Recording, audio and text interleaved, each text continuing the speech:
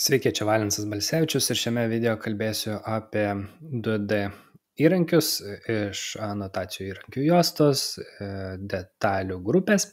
Tai pirma komanda yra DT-Line, tai yra tiesiog 2D linija, kuri bus matoma tik tai tame vaizde, kuriame braižysiu. Tai pasirinku tą komandą, pasirinku būdą, kaip ją braižysiu, pasirinku linijos tipą. Tai čia yra, tarkim, plonos linijos, storos linijos, vidutinio storio, punktyrinės, centrinės linijos, tai pasirinku, kurią noriu naudoti ir tiesiog braižau pasirinktų būdu. Šitos linijos, jeigu pažymėsiu ir pakeisiu, pavyzdžiui, į hidden, tai kaip jos atrodo priklauso nuo mastelio. Pavyzdžiui, pakeitus į 50, matote, sutankėja tų linijų tarpai ir brūkšniukų ilgiai pasikeičia. Tai kaip ir sakiau, tas 2D linijas naudojame visur, kur mums reikia. Linijų storius įsijungiame arba išsijungiame su šita komanda. Tai čia galime matyti, kokia jų storija. Pasiekti galima komandą paspaudus DL ir vienu žodžiu brėžiam. Čia yra plona linija, jeigu pakeisi į wide lines, tai bus stora linija, kai spausdinsime brėžinį. Sekanti komanda yra region, tai kontūrai užpildyti kažkokiu štrichu arba tiesiog maskavimui skirti kontūrai. Tai, pavyzdžiui, pasirinku filled region, užpildytas kontūras, ir tada yra tam tikri tipai jau sukurti. Pavyzdžiui, kad būtų viena spalva ar horizontalūs brūkšniai ar vertikalūs, tai galime pasinaudoti iš to, kas duota ir tiesiog nubrėžti to dydžio kontūro, kokio norime. Paspaudus OK, jis yra užpildomas to pasirinktų štrichų. Pasikeičiam, pavyzdžiui, tipą ir kontrol linijos matosi, tačiau įėjus į redagavimą, 2 kartus paspaudus pasirinku šitą kontūrą ir galiu pasikeisti linijų tipą į invisible lines. Tai, pavyzdžiui, užbaigsiu redagavimą ir matysite, kad kontrol linijų, pavyzdžiui, dabar nesimato. Tai galiu vieną liniją, galiu visas linijas, vienu žodžiu, pakeisti taip, kaip man reikia, tuo atveju, žiūrint, ką aš kuriu. Tai štricho stilių galime ir patys susikurti. Pavyzdžiui, pažymį šitą, spaudžiu Edit Type, susikuriu naują tipą. Ir tada, vienu žodžiu, galiu priskirti štrichą, kokį noriu. Tai čia pasirinku štricho tipo, pakeitimo komandą ir turime 2 variantus, drafting ir model. Tai drafting tai reaguoja į mastelį. Tai yra, kad prie mažesnio mastelio bus tankesnis jisai, o prie didesnio, vienu žodžiu, retesnis. Čia turime įvairius pasirinkimus, kokius štrichus galime panaudoti. Šiek tiek galime koreguoti, susikurti savo. Pavyzdžiui, čia įvedus vėl taip pat pavadinsiu naujas, tarkim, ir yra tiesiog mes pasirenkame lygiai grečias linijas arba sukryžiuotas ir pasirenkame kampą ir atstumą tarp linijų. Tai, pavyzdžiui, galime pakeisiu pavadinimą pagal, tarkim, atstumą ir kem 5 laipsniai. Tai čia yra paprastas, ir orientaciją galima pasirinkti. Jisai gali būti orientuotas pagal vaizdą, pagal elementus. Žodžiu, galima paeksperimentuoti, kaip geriau atrodo šitas štrichas jūsų elementuose. Ir susikūrus šitą štrichą, tarkim, aš jį galiu naudoti savo kontūrams užpildyti. Bet jeigu nueisiu dar kartą į štricho tipą, tai dar, kai kūrėme štrichą, dar kartą grįšiu į redagavimo langą, yra custom pasirinkimas. Tai čia mes galime susirasti path failą, jeigu tokį turime, tai čia jau atskiras dalykas, reikia kurtis ten tam tikros struktūros failą, kur būtų nurodyta kokios linijos ir kaip eina ir vienu žodžiu tada būtų galima susikurti savo štrichą, o ne toks, kokie čia yra numatyti ir duoti. Tai va čia yra drafting, braižymo štrichai ir yra modeliavimo štrichai. Tai šitie štrichai į mastelį nereaguoja ir atstumas tarp jų bus visada vienodas. Naudodamas šitą model štricho tipą, galiu kažką tai pavaizduoti, ne, kad 50 mm, tarkim, bus realybėj ten, ar čia vat ir pavadinimai tokie yra kaip plytos arba lubos, ne, kaip plytelės galima pavaizduoti ir naudoti, tarkim, kaip 200 mm, tarkim, atstumą, ne, užštrichavus. Pavyzdžiui, pasirenku šitą, ne, modelio štrichą, jeigu pakeisiu į mastelį 50, jis išlieka toks pat. Dabar šitą, tarkim, aš paslinksiu čia vieną ir kitą yra 200 mm, ne? Ir su model tipo štrichu, ką galima padaryti, tai panaudoti komandą align. Komandą, pavyzdžiui, pasirinku kažkokią liniją ir galiu sulygiuoti štrichą su pasirinkta vieta, pavyzdžiui, paspausiu taip. Ir matote, štrichas pasislinko pagal šitą vietą tame kontūre. Tai reiškia, nuo šitos vietos prasideda tas išdėliojimas mano štricho, kas 200 mm, ne? Ir netgi galiu dėti matmenis tarp štricho linijų. Tai naudojama tam tikrose vietose, kur, tarkim, yra kažkoks vienodas užštrichavimas ir galime naudoti kaip modelio elementus tą štrichą schematiniams kažkokiams pavaizdavimams. Tai dabar ištrinsiu šitus elementus, grįšiu prie mažesnio mastelio ir grįžtu į anotacijų įrankių juostą. Kita panaši funkcija yra masking region, tai užmaskavimo kontūras. Tai pasirinkus šią komandą galime nubrėžti vėlgi tam tikrą kontūrą ir vienintelis dalykas, ką jis daro, tai jisai paslepia kitus elementus už savęs. Na, dabar aišku, kontūro linijos matosi, tai čia vėlgi užeinu su pele, paspaudžiu tab, pažymiu šitus visus elementus, paspaudžiu invisible ir, tarkim, paslepia, ar ne, ir tas kontūras, vienu žodžiu, slepia už jo esančius elementus. Jeigu aš nubrėšiu naują liniją, beje, vėliau negu tas elementas buvo nubrėžtas, tai šitas 2D elementas gaunasi ant viršaus. Jeigu noriu tai pakeisti, galiu pažymėjus šitą elementą, paspausti bring to front, taip sakant, į priekį prieš kitus elementus pastatyti ir jisai vėl uždengia kitus elementus. Tai šitą dalyką galima naudoti, tarkim, ir planuose, ne?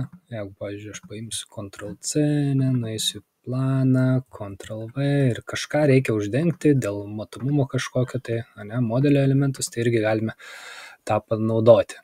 Kada jisai veikia, tai tada yra, kai naudojame hidden line, bet jeigu naudotume wireframe, tai matote, kad jis nieko nebeuždengia.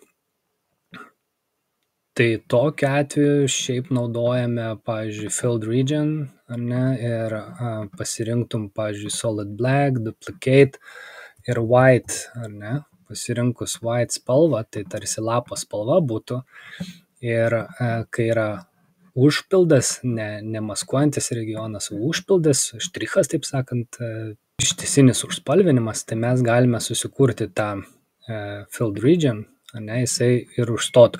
Dabar šitam juodam fone jis įdomiai čia atrodo, šiaip turėtų būti baltas.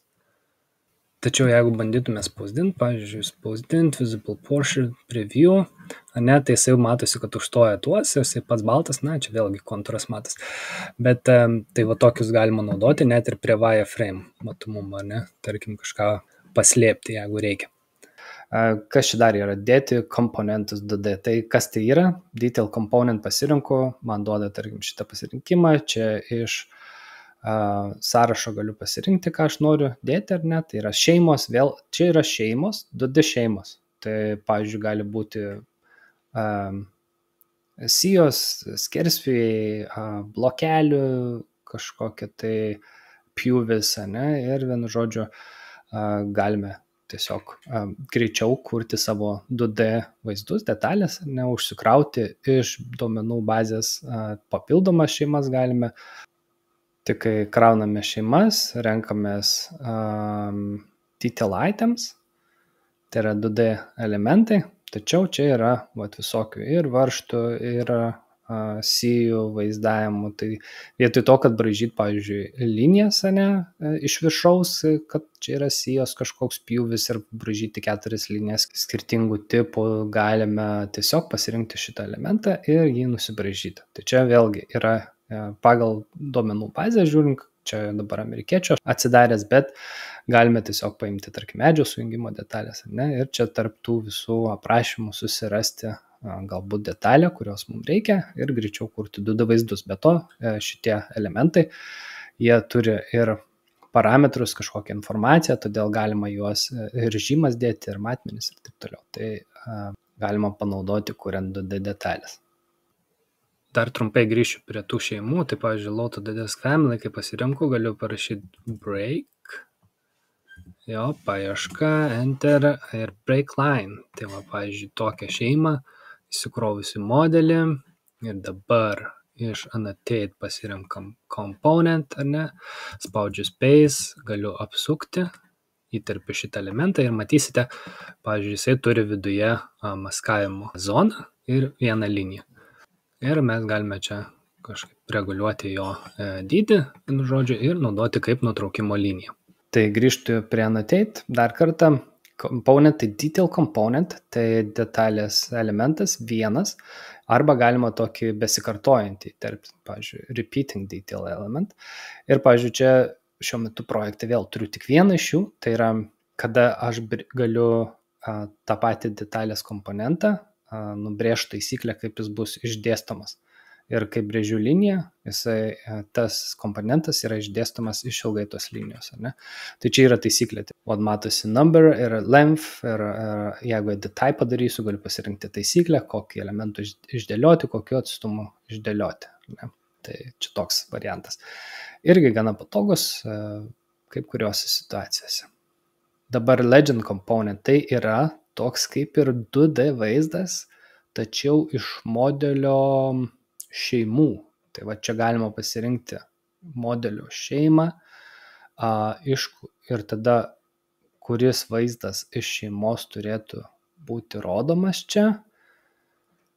Jo, ir mes galime sukurti jį tik tiek, kad čia jisai, tarkim, matmenis tai kaip ir galiu susidėti, ne? Čia, tarkim, mano durų angos šeima, tačiau daugiau kaip ir kažkokios žymos uždėti ant jo nelabai išeina. Čia toks kaip 2D vaizdavimas iš pasirinktos pusės, kur galiu sudėti matmenis ir užrašyti kažkokį tekstą papildomai. Rašyčiau, ne, durys ten kažkokius, tai vienu žodžiu, kad ir ką čia mums reiktų sukurti. Aš tiesą sakant nenaudoju, sumatęs, kad architektai naudoja durims langams kurti šitus komponentus, o daugiau niekam nesumatęs, kad būtų naudojami. Tai net nežinau. Šito panaudojimo, vienu žodžiu, konstruktoriams nelabai įsivaizduoju, nežinau. Toliau, Revision Cloud. Tai yra laidos debesis, ne, mes padarėm kažkokius pakeitimus, apibraukėm ir patvirtinom vietą ir, vienu žodžiu, tas apibraukimas matysis mūsų brėžiniuose, kad norim kažką paryškinti, kažkokią laidą. Šitas laidos debesis, jis turi tam tikras savybės, pavyzdžiui, kad revision, čia jos pavadinimas, ne, kažkoks, tai galiu komentarus įdėti, tada galiu žymą sukurti, spaudžiu TG ant klaviatūros, spaudžiu ant šito debesies ir rodo kelinta čia laida, ne, tarkim, pirmos laidos čia šitas debesėlis, galiu įvairią informaciją šitą žymą redaguoti, pridėti, kad rodytų ir komentarus apie šitą žymą, ar ne, ir taip toliau. Daugiau apie laidų revizijas reiktų daryti atskirą video, tačiau čia skirta tai informacijai parodyti, kad čia, tarkim, kažkuri laida, jeigu aš jų turėčiau daugiau, galėčiau ir pasirinkti ir kitą laidą ir taip toliau. Detalių grupė tai yra tiesiog, jeigu mes turim kažkokių 2D elementų, galime juos pažymėti ir susikurti grupę, ar ne, ir tada pavadinti ją, ir čia bus kaip ir vienas elementas, kurį mes galime kopijuoti, arba tiesiog iš čia place detail group ir pasirinkus grupę, kurią norime dėti, galime ją susikurti, o kadangi grupės yra toks elementas, kai mes ją vieną paredagavus, vienu žodžiu, pasiredaguoja ir kitos grupės, ne, dabar šitos, Tai vienu žodžiu, gal ir galima kažkur naudoti. Aš nenaudoju, nes kažkur esu skaitęs, kad modelis apsikrauna, pasidaro didesnis naudojant grupės, tiek modelio grupės, tiek 2D elementų grupės, nes čia yra du skirtingi dalykai. Net ir projektų medija, jeigu pažiūrėsim, groups yra detail ir yra model groups. Tai, pavyzdžiui, model groups tai būtų, ne, jeigu aš pasižymiu kažkokius tai modelio elementus ir kuriu tokias pačias grupės, ne, naudodamas create group komandą. Tačiau šiaip tai daug kas labai naudoja šitus dalykus ir nesuka galvos apie tai, ką aš minėjau, kad kažkas modelį apsikrauna. Nes yra tam tikrų atsikartojančių dalykų modeliuose, kur norisi pakeisti vieną elementą ir kad pasikeistų visi kiti. Bet čia jau vėl atskiri darbo metodai ir panaudojimai šitų dalykų, tačiau yra tokia galimybė. Ir installation, tai tiesiog komanda, kur pasirenkam plotį ir susukimo, čia galbūt parametras, nežinau kaip čia pavadinti, bet vienu žodžiu, kad mes galime detalėse tiesiog panaudoti tokį 2D elementą, kuris parodytų lyg tai, kur mūsų šilumos izoliacija. Jeigu jūs naudojate tokį rodymą šiaip, o daugiau va šičia yra updated hatches, tai čia ateina iš šito prodlib priedo, tai čia standartiškai, jeigu neturi šito priedo, tai jo ir nebūtų. Na ir paskutinė, bet nemažiau svarbi komanda yra teksto kūrimas. Paprasčiausias pasirenkam tekstą, pasirenkam teksto stilių arba susikuriam savo, nurodom, ar norim jį kurti kaip tekstą, ar tekstą su rodiklyte, kaip jį lygiuoti ir tiesiog užrašome savo norimą informaciją. Pavyzdžiui, plokštelė 200 ant 10, pakeičiu tašką, į kurį surodo. Jeigu noriu paredaguoti daugiau, tai galiu pasirinkti tiesiog, kokia čia ta mano rodiklytė ar tekstas turėtų būti. Tai va tiek norėjau parodyti šiandien apie šitas komandas detalių kūrimo. Bandykit naudotis. Iki.